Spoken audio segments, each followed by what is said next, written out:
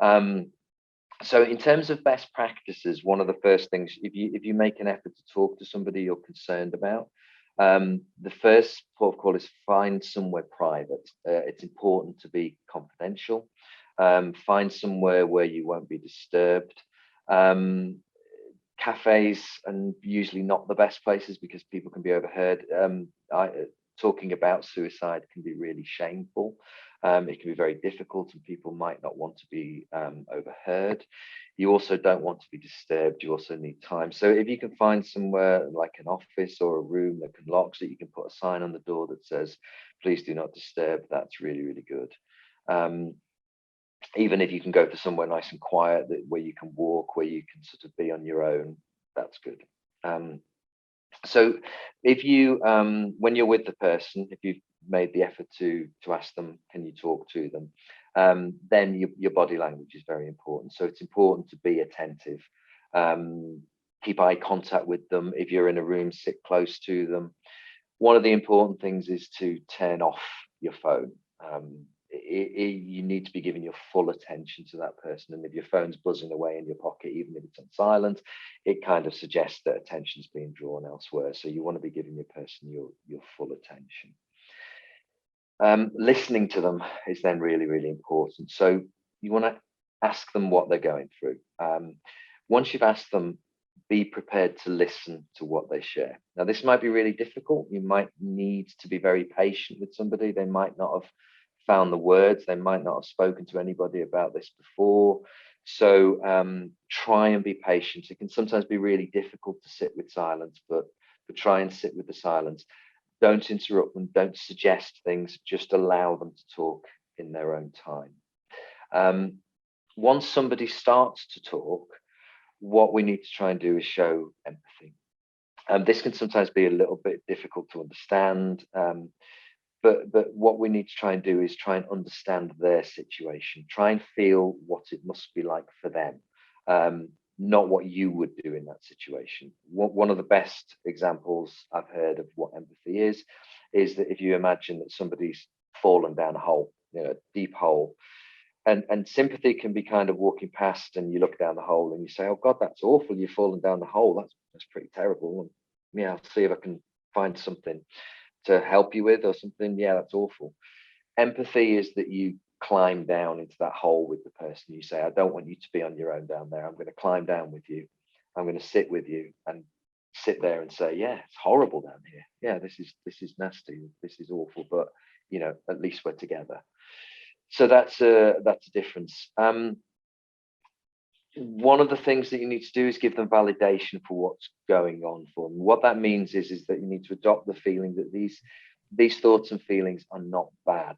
They're the mind's way of creating an option to get out of overwhelming emotional pain.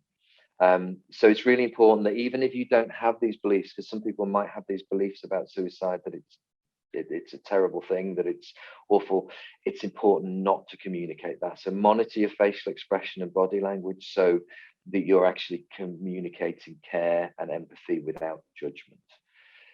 So so that's kind of the best practices around it. But obviously people are often concerned about, what do I say? What do I say to somebody who I'm concerned is suicidal? So these are some pointers for that.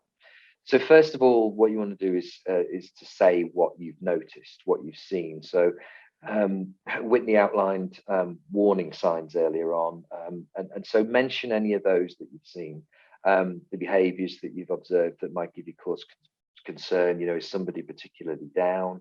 Are they drinking more? Are they socially withdrawn? Are they making comments about their worth? Are they saying people would be better off without them?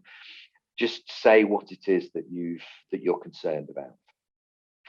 Secondly, and this is very important, find the courage to ask the person directly, are you considering suicide? And say the word suicide. Don't beat around the bush. Don't be euphemistic. Ask them straight out if they're considering it or if they've had thoughts around it. Because there is a misconception and a natural concern, really, that asking someone if they're suicidal give them the idea if they're not. It's a complete myth. This is not the case. And in fact, I was a Samaritan volunteer And this is exactly what their training is based around. When somebody contacts the Samaritans, suicidality needs to be talked about very early on. This is what they talk about in their training. It opens it up because we know that talking about suicidality prevents it. So if somebody says yes, they have been having these thoughts, take them seriously. Take these thoughts seriously. Don't doubt what they say. Don't suggest, oh, well, maybe it's just a cry for help. Don't try and argue with the person when they tell you how bad they're feeling. I mean, you may see it differently. You may have a different perspective on it, but their suffering is genuine, and their suffering is what's important. Recognize for them that these thoughts can be really, really frightening. If somebody's never had this sort of emotional stress before, to suddenly have the thoughts in your mind that actually an option for you might be to die by suicide, that can be really terrifying for people, and it can scare people into silence. They just don't want to talk about it because talking about it might make it real. So let them know that you understand that. You understand that these thoughts can be frightening, but it's okay. Having the thoughts does not make them real. So once you've started to talk to them, things are starting to open up, stay with their feelings, ask about their feelings. When someone's suffering, it's important to show them that you can tolerate these difficult feelings. It may be tempting, if they've got problems, if they're talking about the problems that they've had, to get caught up in the detail and want to find out, well, what was this and what was that, to try and almost problem solve. But actually, what is difficult for that person at that particular time is these suicidal feelings, and that's what you need to stay with, the very, very overwhelming emotional feelings that's made them feel like they'd be better off dead. Also, if they say yes about suicidal feelings, then ask about plans. Have they thought about how they might kill themselves? Have they chosen a date? Have they chosen a method? If they say yes to these and this is imminent, then you really need to seek immediate help at that point. Stay with them and contact a resource such as Samaritan straight away. You can also go with somebody to A&E, but if they have imminent plans, then you really need to keep them safe. So in terms of that's the things that are helpful to say, ways to talk. There are also things to avoid, what's best not to say. So we said earlier about being empathic and having no judgment. So what communicates this is avoiding certain things with language. So don't say it's silly or foolish or crazy or wrong. These things are very natural for us sometimes to say, oh my God, no, that's ridiculous. But this isn't for the person. The person doesn't want to be feeling these thoughts. They're trying to find a way out of these awful feelings. They don't want to die. They just want their suffering to stop. So try and avoid any blaming language. They're not weak for feeling these things. The other one is try to avoid emotional blackmail. It's very tempting in these situations to say, oh, think about your family, or think about what that would do to people, or think about what it would do to me. How do you think I'd feel? The problem with that is that it actually makes people feel worse. It makes people feel trapped. It makes people feel like they've got no way out, that they're only going to hurt people, so they have to stay with their pain, and it just deepens the hole they're in. So try not to emotionally blackmail. Once people start opening up, really try and stay with them. It's very tempting to start talking about yourself, to say, oh, well, I would do this, or I've done this in the past, or try this. It's best not to do that. Best not to share anecdotes about these kind of things. And following on from that, one of the things that we want to try and do is we always want to cheer them up. We kind of think, oh, I've got to get them out of this. It's a very natural instinct. But when you try to cheer someone up, essentially what you're communicating is that their suffering's not okay, and that you can't tolerate their feelings. So you're kind of saying your feelings need to change if I'm to be around you. So what you kind of do is just they're okay as they are. You're with them. You understand how bad they're feeling, and you're going to find a way out of it with them. But don't try and cheer them up. And by the same token, try not to problem solve. they will have been grappling with these difficulties for a long time and trying to solve them in one conversation, trying to make things better. It's probably not going to work, and it's probably going to make people feel worse, even though we're only trying to make things better. So how can we help? So if somebody is said that somebody's said to us, yes, they're feeling suicidal, so the first thing we've got to do is focus on their safety. So you've got to ask yourself the question and ask them the question: how safe are they right now? Are they likely to act on their feelings today? Can they keep themselves safe on their own? And what's really important in these situations, if there are very severe suicidal feelings around, is that a physical presence, is being with the person, is actually really, really important. As an example, late at night, I received a call from a client who was feeling very, very suicidal, who was a while away, who was on a railway bridge, was wanting to jump. And the difficulty is at that point is that actually it was just so important for me to be with that person. And so, I said, I could talk about this here, but I'm worried about the line dropping out. Can you just get yourself to my office? Can you get yourself to be with me, and we can talk about this in person? Because if you're with that person, you can do something to keep them safe. So that's really important. As well as doing that, you can assess the level of risk. So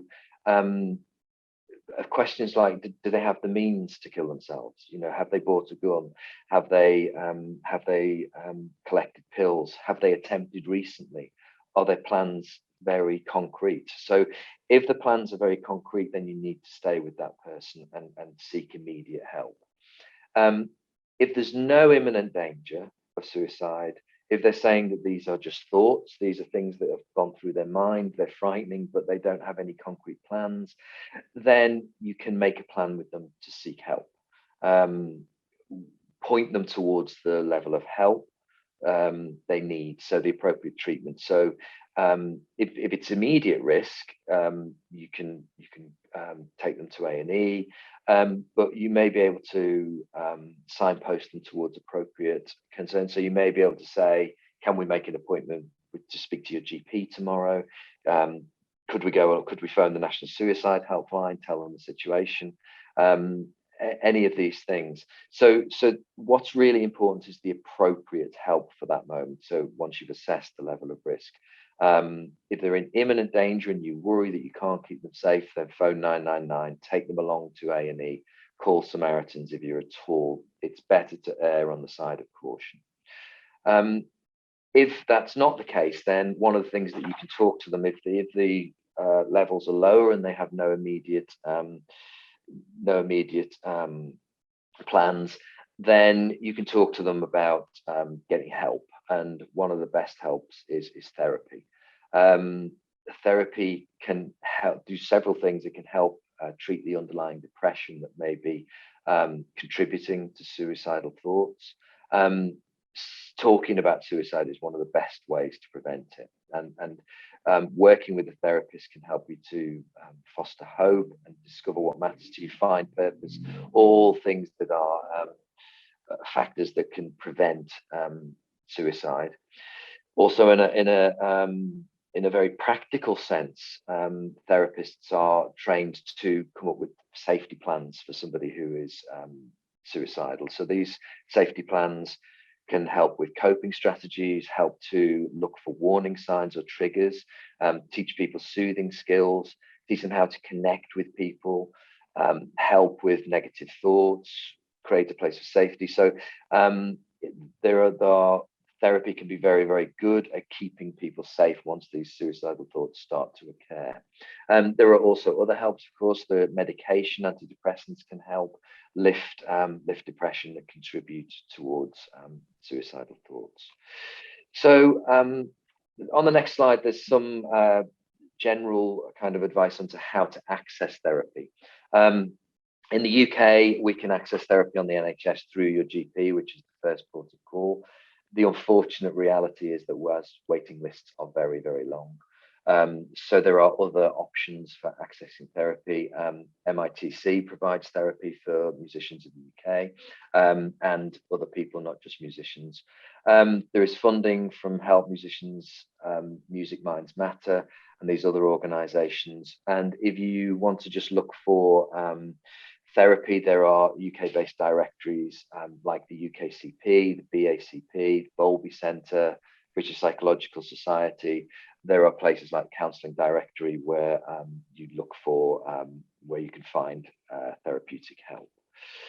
So, so the final thing that I really want to cover is about how this might affect you, because talking to somebody about suicide, staying with these very dark feelings, staying with these very overwhelming feelings, can really affect you. So if someone you care about is having these suicidal thoughts, or even if you're just worried about someone, it's important to recognize that this can have an effect on your mental health. So that the impact of this stress can be quite big.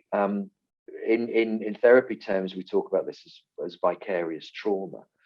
It essentially means that, you know, when we're empathic with somebody, when we're actually trying to imagine what this is like, we're actually experiencing it for ourselves. We have mirror neurons that are made specifically to fire when we recognize that when we recognize other people's emotional states. So we're actually feeling it ourselves. So it's really important, if you've gone through this with somebody, to remain aware of your feelings. How has this affected you? Don't dismiss your own distress. You might end up very worried about somebody. You might end up flashing back to things that they've told you. You might just have feelings of anxiety about it. If you do, the thing to do is to share. Talk to someone about how you've been left feeling, because therapists do it all the time. We have supervisors, we have peer supervision, we have colleagues that we talk to all about our own distress, how this matters for us, and a big part of our training is how to look after ourselves. So it's very, very important that if you take this on, this is you learn to look after yourself. So thank you. I think we're just going to move on to a slide that's got some resources there if you need them.